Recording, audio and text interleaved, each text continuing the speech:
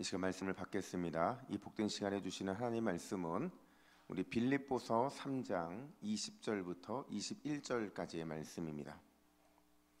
신약성경 빌립보서 3장 우리 20절과 21절 두 절의 말씀, 하나님 사람의 기준이라는 제목으로 오늘 말씀을 받겠습니다. 우리 빌립보서 3장 20절과 21절 두 절 말씀을 우리 합심으로 함께 읽겠습니다. 우리 같이 읽습니다. 시작. 그러나 우리의 시민권은 하늘에 있는지라 거기로부터 구원하는 자 곧 주 예수 그리스도를 기다리노니 그는 만물을 자기에게 복종하게 하실 수 있는 자의 역사로 우리의 낮은 몸을 자기 영광의 몸의 형체와 같이 변하게 하시리라. 아멘. 오늘 우리에게 말씀을 전해주실 목사님은 오늘 처음 부임하신 우리 김태곤 목사님이세요. 여러분, 처음 부임했을 때 말씀을 들을 때 또 말씀을 전할 때 떨리겠어요? 안 떨리겠어요? 네, 떨리죠. 아마도 성령 충만하기 때문에 안 떨릴 줄은 알지만 그래도 인간에게 떨릴 겁니다. 우리 목사님을 보내주신 하나님께 참 감사하는 마음과 또 우리 동부교회는 사랑이 많은 교회잖아요. 우리 사랑의 마음을 담아서 우리 목사님 나오실 때 박수로 환영하도록 하겠습니다.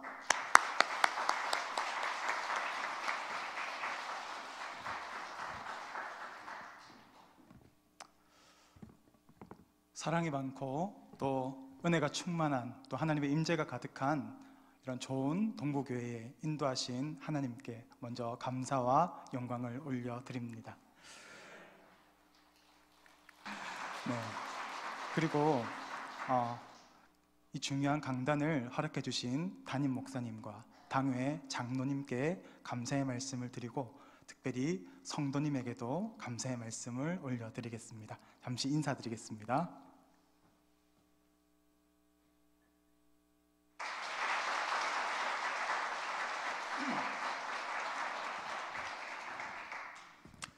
오늘은 하나님 사람의 기준이라는 말씀을 가지고 하나님의 은혜를 나누고자 합니다. 앞에 나오니까 참 목사님 말씀대로 많이 떨리는 것 같습니다. 좀 떨더라도 이해해 주시기를 바랍니다. 한류가 큰 열풍을 불고 있습니다. 불과 얼마 전까지만 해도 외국에 나가면 코리아라는 나라를 아는 외국인은 거의 찾아보기 힘들었습니다. 그러나 지금은 한류의 열풍이 불면서 코리아 하면 엄지손가락을 치켜 올립니다. 한국이 그만큼 위상이 높아졌다는 것이겠죠. K-팝 하면은 젊은이들이 열광을 합니다. K-팝뿐만이 아니라 K-드라마, K-무비, 이제는 K-푸드까지 등장해서 한국의 음식들까지도 세계인의 입맛을 사로잡고 있습니다. 이전에는 결코 상상할 수도 없었던 일들이 일어나고 있는 것이죠. 이렇게 한류 바람이 불 때 우리나라가 이렇게 세계에서 강력한 힘을 가질 때가 있었는가를 생각해 봅니다. 그런 적은 별로 없었던 것 같습니다. 우리 역사를 돌아보면 매일 침략을 당하고 또 빼앗기고 또 억압당하는 그런 질고의 역사를 겪었음을 우리는 잘 압니다. 그렇지만 역사를 이렇게 거슬러 올라가다 보면 고구려라는 나라가 나옵니다. 그 나라 시대에는 지금보다 훨씬 더 넓은 영토를 가지고 있었던 시기가 있습니다. 우리 지도를 잠시 보시면 고구려의 영토가 보이시죠? 지금 우리나라 땅보다 훨씬 더 넓은 땅을 소유했던 그런 시절이 있었습니다. 이 시대에 유명한 장군들이 있습니다. 우리가 잘 알고 있는 을지문덕 장군, 또 영계소문 같은 유명한 사람들도 있습니다. 오늘 한 사람을 소개하고자 합니다. 이 사람은 고구려 시대에 매우 뛰어난 장수였습니다. 그는 너무나 뛰어났고 탁월한 능력을 가지고 있었기 때문에 대장군이라는 칭호를 받기도 한 사람입니다. 그렇게 유능한 사람이었지만 사람들은 이 장군을 가리켜서 특이한 별명을 하나 붙입니다. 바로 바보라는 별명을 붙이는 것입니다. 능력이 있고 유능한 그 장수와 정말 어울리지 않는 이름이지 않습니까? 별명이지 않습니까? 탁월한 장군, 힘 있는 장군, 뛰어난 장군이라고 해야 할 텐데 바보라고 불렸던 사람입니다. 남자는 모름지기 여자를 잘 만나야 한다고 생각합니다. 저도 참 부족한 사람이었지만 지금의 아내를 만나서 지금까지 무사히 올 수 있었습니다. 만약에 아내가 아니었으면 아마 또 백수건달이 될지도 몰랐을 것 같습니다. 남자는 여자하기 나름이다 라는 말이 있습니다. 여자의 말을 잘 들으면 남자는 성공한다고 합니다. 어머니의 말씀, 또 아내의 말, 그리고 내비게이션의 말만 잘 들으면 돌아가는 인생이 되지 않는다라고 하는 우스갯소리도 있습니다. 오늘 이 바보라고 불리는 이 장군은 여자를 잘 만났습니다. 그래서 바보였지만 대장군의 자리에까지 올라간 사람입니다. 누구일까요? 도대체 이 바보 장군이 누구일까요? 그리고 그 부인은 도대체 누구일까요? 아마 눈치를 채신 분이 있을지도 모르겠습니다. 바보 온달입니다. 목사님, 온달 장군은, 바보 온달은 한국 전래동화 아닙니까? 라고 생각하시는 분이 있을지도 모르겠습니다. 그렇지만 역사를 살펴보면 577년 평원왕 시대에 실제로 존재했던 장군입니다. 얼마나 탁월했는지 수나라가 우리나라를 침략해 올 때 이 온달 장군이 그것을 막아냈다라는 기록이 있습니다. 그래서 참 인정받는 10대 장군 안에 들어가기도 한 사람입니다. 그런 그가 어떻게 바보에서 장군, 그 위대한 인생이 될 수 있었을까? 평강공주라는 그 공주를 만났기 때문입니다. 단순히 현숙한 여자, 좋은 여자를 하나 만난다고 해서 인생이 변화되지는 않을 것입니다. 문헌을 보면 평강공주가 온달을 훈련시켰다는 거죠. 그 당시에 천민은 말타기를 할 수 없었고 활 쏘기도 배울 수 없었습니다. 병법도 배울 수 없었고 글도 배울 수 없었습니다. 그렇지만 그 공주가 귀족의 신분이지 않습니까? 그 공주를 통해서 훈련을 받고 배우고 갈고 닦아서 바보 같은 인생에서 놀라운 일들을 행하는 위대한 장군으로 변화될 수 있었던 것입니다. 저는 학생들을 가르칠 때가 있었습니다. 학생들을 가르칠 때 중요하게 보는 부분들이 있습니다. 어떤 사람들은 재력을 봅니다. 부모들이 얼마나 밀어줄 수 있는지, 뒷받침해 줄 수 있는지를 바라봅니다. 사실 그것도 맞습니다. 돈이 많으면 좋은 선생님한테 배울 수 있고 또 좋은 교육을 받을 수 있습니다. 그러나 저는 그것을 보지 않습니다. 어떤 사람은 소질을 봅니다. 타고난 재능을 봅니다. 재능은 무시할 수 없습니다. 좋은 재능을 타고난 사람은 훨씬 더 잘할 수 있기 때문입니다. 어떤 사람은 노력을 봅니다. 성실성을 봅니다. 아마 대부분의 사람들이 그렇지 않을까 생각을 합니다. 그렇지만 저는 노력도 성실성도 보지 않습니다. 제가 가장 중요하게 생각하는 부분이 있습니다. 그것이 무엇일까요? 바로 그 사람이 가지고 있는 기준치입니다. 어떤 기준치를 가지고 살아가는가 하는 것은 매우 놀라운 차이점을 만들어내기 때문입니다. 이만한 기준을 가지고 있는 사람은 아무리 재능을 가지고 있고 아무리 많은 돈을 소유하고 있고 또한 많은 사람의 도움을 받을 수 있는 그런 자리에 있다 할지라도 이만큼밖에 살아갈 수 없는 것입니다. 이만큼을 넘어가면 그 사람은 노력을 멈춥니다. 더 이상 달려가려고 하지 않습니다. 신앙생활도 마찬가지인 것 같습니다. 내 신앙생활의 기준이 이 정도라면 나는 이 정도만 하면 돼. 이 정도면 충분합니다. 라고 자신의 한계를 결정지어 버립니다. 그렇지만 반대로 큰 기준을 가지고 있는 사람은 생각하는 것이 다릅니다. 바라보는 것도 다릅니다. 시점이 다릅니다. 관점이 다릅니다. 세계관도 다릅니다. 그래서 어떤 문제에 대해서 반응하는 그런 모습들이 다른 것입니다. 노력하는 질이 다릅니다. 왜냐하면 기준이 높기 때문입니다. 그 기준을 쫓아가야 하기 때문에 다른 사람들보다 훨씬 더 노력하고 훨씬 더 많은 투자를 합니다. 그렇기 때문에 큰 기준을 가지고 있는 사람은 반드시 잘 될 수밖에 없는 것입니다. 그렇지만 그것이 참 쉽지는 않습니다. 우리가 어떻게 기준을 높일 수 있을까요? 우리 삶의 기준을 내가 생각만 한다고 우리 기준이 높아지겠습니까? 제일 좋은 방법은 위대한 인물을 만나는 것입니다. 지금 일론 머스크라는 사람이 있습니다. 그 사람의 생각은 너무나 대단합니다. 일반적인 사람과 생각이 너무나 틀립니다. 다른 사람들이 휘발유 자동차를 개발할 때 그는 전기차를 개발했습니다. 그리고 운전자가 없는 무인 시스템을 개발해서 거의 상용화 단계에 이르고 있습니다. 생각하는 것이 다른 것이죠. 일반적인 생각을 넘어서 이제는 우주까지 왔다 갔다 하는 시대를 만들어가고 있습니다. 한 번쯤 다 들어보셨을 것입니다. 스페이스X라는 계획입니다. 우주선을 가지고 우주를 왔다 갔다 할 수 있도록 지금 우주 여행을 이제 현실화시키고 있는 단계에 있습니다. 생각하는 기준이 다릅니다.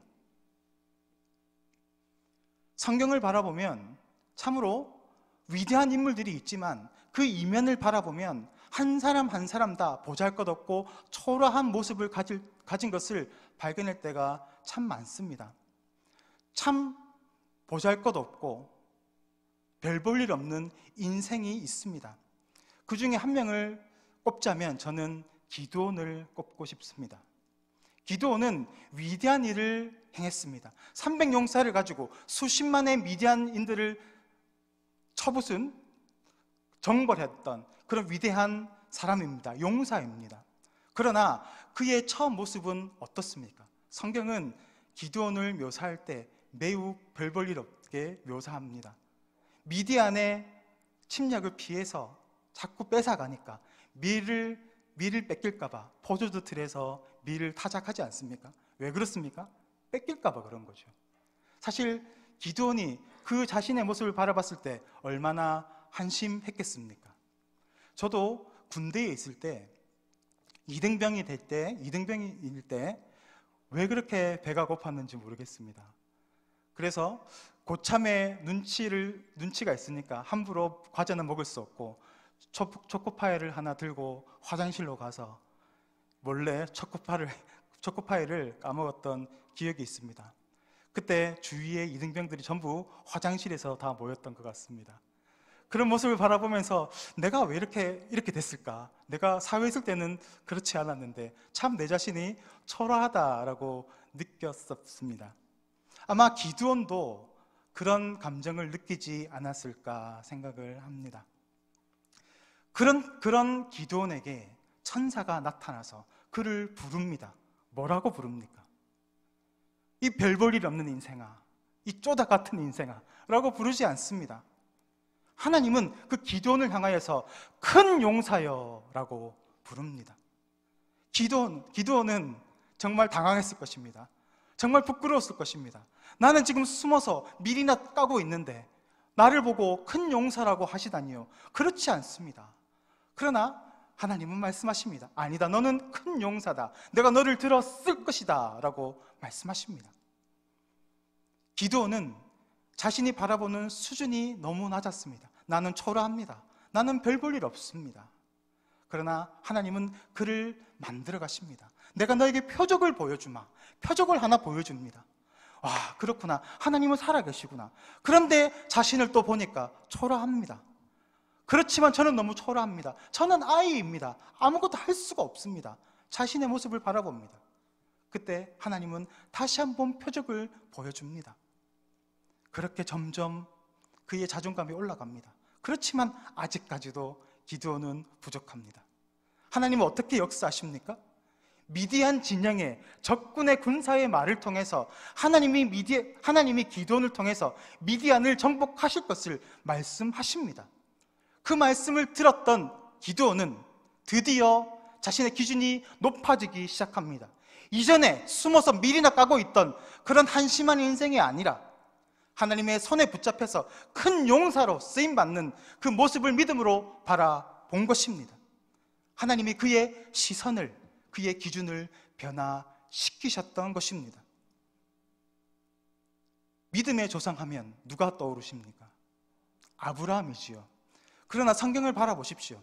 성경을 바라보면 아브라함이 과연 믿음의 조상이 맞는가라는 의구심이 들 때가 있습니다. 그의 인생을 돌아보면 환경이 힘들고 어려우면 그는 항상 흔들렸습니다. 하나님이 명하셨던 그곳을 떠나서 애굽으로 돌아갑니다. 그곳에서 자신의 목숨을 구하기 위해서 자신의 아내를 팔지 않습니까? 적어도 우리는 아브라함보다는 낫지 않겠습니까? 아내를 팔지는 않지 않습니까? 그런데 아브라함은 믿음의 조상이라는 그 칭호안을 걸맞지 않게 아내를 2번이나 팝니다. 하나님께서 그에게 약속하셨던 놀라운 약속의 축복의 말씀을 그는 소유하였습니다. 믿음의 조상이라면 그 말씀을 믿음으로 붙잡고 믿음으로 살아갔어야 함에도 불구하고 아브라함은 그렇게 살아가지 못했던 것을 우리는 잘 압니다. 자신의 방법으로 자손을 이어가려고 하죠. 하갈을 통해서 이스마엘을 낳습니다. 그게 어떻게 믿음의 조상이 하는 행동이겠습니까? 천사가 나타나서 내년 이맘때쯤에 너에게 아들이 있을 것이다 라는 그 말씀을 들었을 때 아브라함과 아내 사라는 웃었습니다. 그런 일이 어떻게 일어날 수 있겠습니까? 믿지 못합니다. 그 모습을 바라보면서 어떻게 믿음의 조상이라고 할 수 있겠습니까? 하나님은 아브라함을 믿음의 조상으로 만들어 가시기 위해서 하나씩 그에게 믿음을 심어주십니다. 넘어지면 할 수 있다, 다시 일어나라. 그리고 약속의 말씀을 부어주십니다. 저 하늘을 바라봐라, 뭇배를 바라봐라, 저 바다의 모래를 바라봐라. 셀 수 없는 그 좌산들이 너를 통해서 일어나게 될 것이다. 계속해서 보여줍니다. 그리고 결국 아브라함은 자신의 아들 이삭까지 하나님께 올려 바칠 수 있는 믿음으로 성장하게 된 것이죠. 아브라함의 믿음을 과연 아브라함 자신의 것이라고 할 수 있겠습니까? 아닙니다. 하나님께서 아브라함을 만들어 가시고 믿음의 조상이 될 수 있도록 그를 만들어 가시고 다듬어 가신 것입니다. 그래서 나중에는 자신의 아들까지도 드리면서 하나님께서 죽음 가운데서도 다시 살리실 것을 믿었다라는 믿음의 고백을 하게 됩니다. 그리고 하나님은 그 믿음을 바라보시고 의로 여기셨다라고 칭찬하시는 것입니다. 우리의 시선, 우리의 기준, 우리의 관점은 우리의 힘으로 만들기가 참으로 어렵습니다. 하나님이 도와주시지 않으면 우리는 날마다 그 수준 밖에 살아갈 수 없는 거죠. 한 사람만 더 볼까요? 야곱입니다. 야곱은 그 이름처럼 사기꾼의 인생을 살았습니다. 형의 장자권을 빼앗고 축복권을 빼앗아서 멀리 도망갑니다. 그리고 삼촌 라반의 집에서 죽도록 고생을 하지요. 그곳에서 정신을 차릴 것 같은데 하나님의 그 복을 받으면서도 여전히 사기꾼의 면모를 보여줍니다. 아롱진 양, 얼룩진 양을 바라보면서 살찐 것은 자기 것으로 만들도록 이끌어가고 약한 것들은 빼버리는 거죠.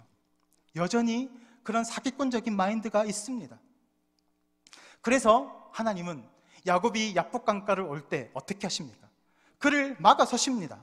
성경은 씨름을 했다라고 하지만 사실 야곱을 막아섰다라는 것이 원어적인 표현입니다.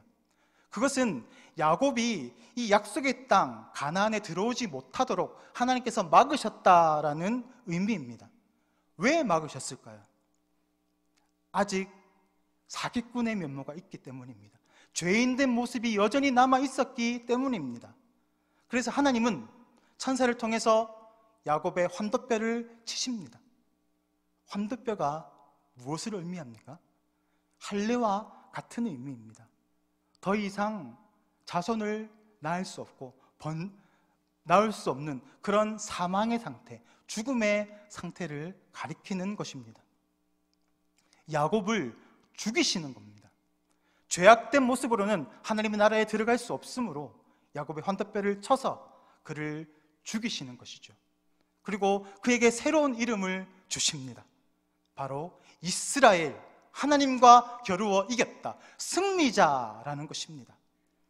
야곱이 승리한 것이 아닙니다. 그가 죄악 가운데 죽을 수 있도록 그를 치셨기 때문에 야곱이 살아난 것입니다. 그것은 우리가 하나님의 은혜 안에 온전히 죽을 때 우리가 승리하게 된다, 우리의 육이 죽고 영이 살아나는 그 순간이 우리가 승리자가 되는 순간임을 보여주시는 것입니다. 하나님은 세상의 기준과 방법으로 살아가는 그 인생을 축복하지 않습니다. 오히려 우리를 쳐서 복종시키고 죽이심으로 하나님의 나라가 우리 가운데 임하고 하나님의 기준이 우리를 장악하도록 만들어 가시는 것입니다. 우리는 어떠한 기준으로 살아가고 있습니까? 여러분은 어떠한 기준으로 살아가고 있습니까? 우리는 세상 가운데 살아갑니다. 세상의 방법과 세상의 기준으로 살아가게 됩니다. 그럴 때 우리는 많이 갈등하게 됩니다.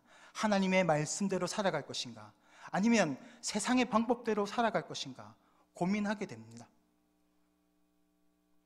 무엇을 먹을까? 무엇을 마실까? 어떻게 하면 좀 더 편하게 살까? 어떻게 하면 좀 더 넓은 집에서 남들의 인정을 받으면서 살아갈까? 세상의 방법입니다. 하나님은 우리에게 그것을 요구하지 않습니다. 우리가 온전히 죽어질 때, 하나님의 법이 우리를 온전히 장악하실 때 우리가 살아나게 되고 더 영광스러운 삶으로 나아갈 수 있도록 우리를 인도해 가십니다. 그래서 우리의 기준을 날마다 올려 가시는 것입니다. 예수님의 첫 번째 사역이 무엇이었습니까? 가나 혼인잔치의 기적입니다. 혼인잔치는 기쁨의 자리입니다. 그 기쁨의 자리를 빛내주는 것이 바로 포도주입니다. 포도주는 기쁨의 상징입니다. 그런데 그 기쁨의 상징인 포도주가 떨어졌습니다. 아무것도 대체할 것이 없는 상태입니다. 예수님은 물을 변하여서 포도주로 만드십니다. 기뻐할 수 없는 그곳에 기뻐할 수 있도록 변화를 시켜가신다라는 의미이죠. 예수님 자신의 죽으심을 통해서 저주된 그 장소가, 죽음의 장소가, 절망의 장소가 기쁨의 장소로 변해갈 수 있도록 인도해 가신다라는 의미입니다. 동시에 물이라는 말은 헬라어로 아인이라는 말입니다. 이것은 동의어를 가지고 있습니다. 물과 동의어는 눈입니다. 우리가 바라보는 눈입니다. 많은 성경학자들은 이렇게 얘기합니다. 물을 변화시켜서 포도주로 만들어 가시는 것은 우리의 시각을 변화시켜서, 우리의 바라보는 관점을 변화시켜서 복음이 들려지고 하나님의 말씀이 믿어지고 복음 안에 살아가고 온전히 하나님의 나라 가운데 하나님의 나라를 이루어가는 그런 하나님의 백성으로 살아갈 수 있는 관점을 변화시킨다라는 의미를 가지고 있다는 것입니다. 우리가 어떻게 하나님의 복음의 말씀을 받아들일 수 있습니까? 우리는 하나님의 말씀을 들을 수도 깨달을 수도 없지만 하나님께서 우리 가운데 임하시고 성령의 임재함 가운데 하나님의 말씀이 깨달아지고 들려지고 순종함으로 나아갈 수 있는 것입니다. 수많은 사람들이 예수님을 만납니다. 온전한 예수님을 만날 때 그들의 삶의 방식이 변합니다. 이전에는 세상의 방식대로, 세상의 방법대로 살아왔던 야곱과 같은 인생이었던 우리들이 예수님을 만남을 통하여서 생각이 바뀌고 관점이 변화되는 삶을 살아갑니다.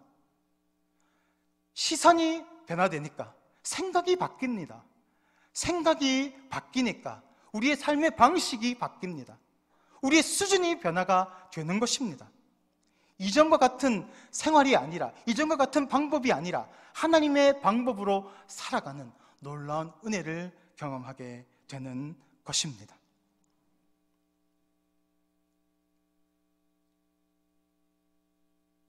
바보 온달은 평강공주를 만나서 인생의 큰 변화를 받습니다. 그는 아내를 통해서 많은 훈련을 받아서 장군이 되고 유능한 사람이 되었습니다.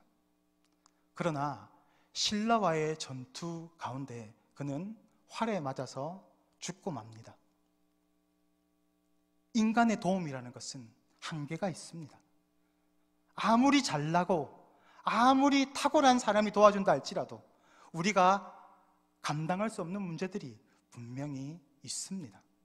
아무리 노력해도 넘어설 수 없는 벽이 있습니다. 그러나 우리를 붙잡으시는 분이 계십니다. 우리를 도우시는 분이 계십니다. 이분이 함께 계시면 인생이 변할 수밖에 없습니다. 단 한 사람도 예수님을 만나서 변하지 않는 사람이 없습니다.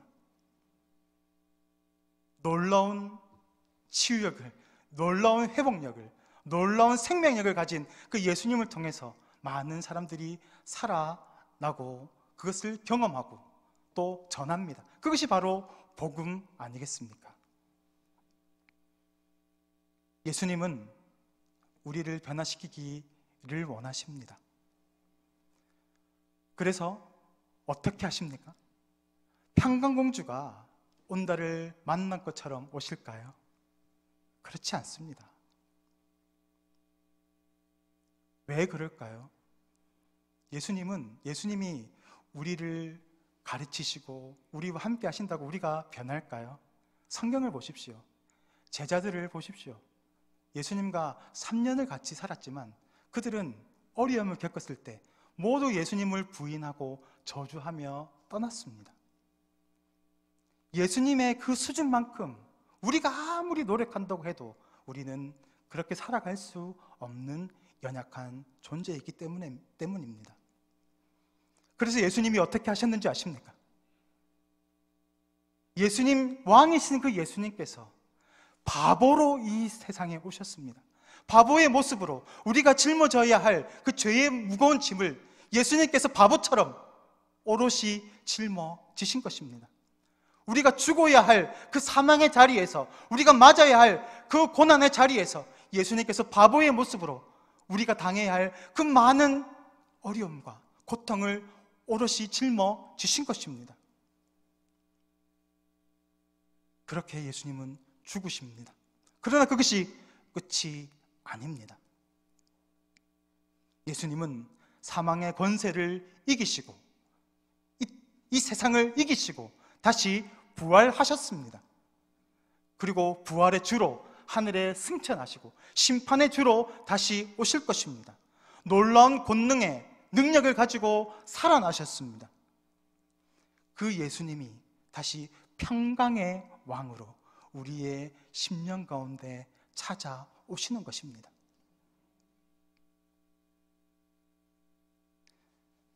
그것이 바로 예수와 하나 되는 것, 예수님과의 연합입니다.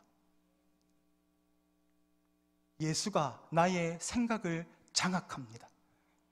하나님의 말씀이 나의 삶을 장악합니다. 그것이 바로 오늘 21절의 말씀입니다. 그가 만물을 자기에게 복종케 하실 수 있는 자의 역사를, 우리의 낮은 몸을 자기 영광의 몸의 형체같이 변케 하시리라. 변하게 하신다라는 것은 장악한다는 의미입니다. 단순히 나를 물이 포도주스를 약간 넣는다고 해서 색깔이 변하는 것이 아니라 물이었던 우리, 아무런 능력이 없는 우리들이 예수의 능력 안에서, 예수의 역사심 안에서, 하나됨 안에서 예수와 같이 동등하게 변화되는 것입니다. 그것이 바로 내가 예수님 안에, 예수님이 내 안에 거하는 것입니다. 오늘 말씀은 우리가 세상 가운데 살아가고 있지만 우리는 하나님의 시민권을 가진 자라는 겁니다.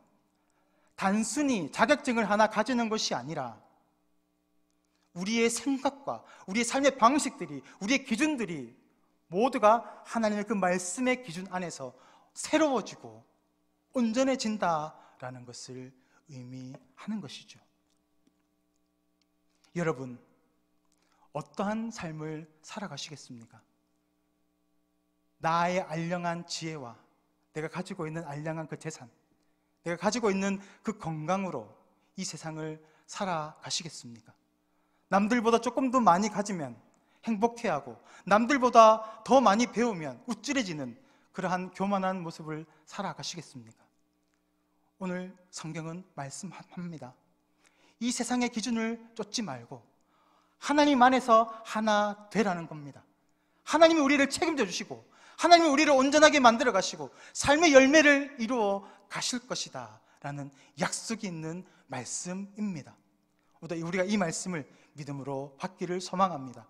세상의 가치와 세상의 방법대로 살아가는 것이 아니라 하나님의 그 말씀을 믿음으로 소유하여서 나는 할 수 없지만, 나는 연약하지만 나와 함께 하시는 하나님을 믿음으로 온전히 믿음의 삶을 나아가겠다는 믿음의 고백으로, 그러한 삶의 모습으로 순종으로 나아가시는 동부교회의 성도님들 될 수 있기를 간절히 소망합니다. 이 시간 다 같이 기도하겠습니다. 우리의 능력이 되시는 하나님 아버지, 우리는 연약하고 보잘것없는 인생입니다. 그러나 주님께서 우리를 사랑하시고 주님께서 우리의 죄악의 무거운 짐을 짊어지시고 주님만 바라보고 주님 안에서 온전하여 질 수 있도록 주님께서 우리와 함께 하심을 믿습니다. 나의 생각이 하나님의 생각이 되게 하여 주시고 나의 발걸음이 하나님의 그 복음의 자리에 있게 하여 주시고 나의 모든 삶의 모습들이 하나님의 나라를 향하여 나아갈 수 있는 집중된 삶을 살아갈 수 있도록 주님 역사하여 주시옵소서.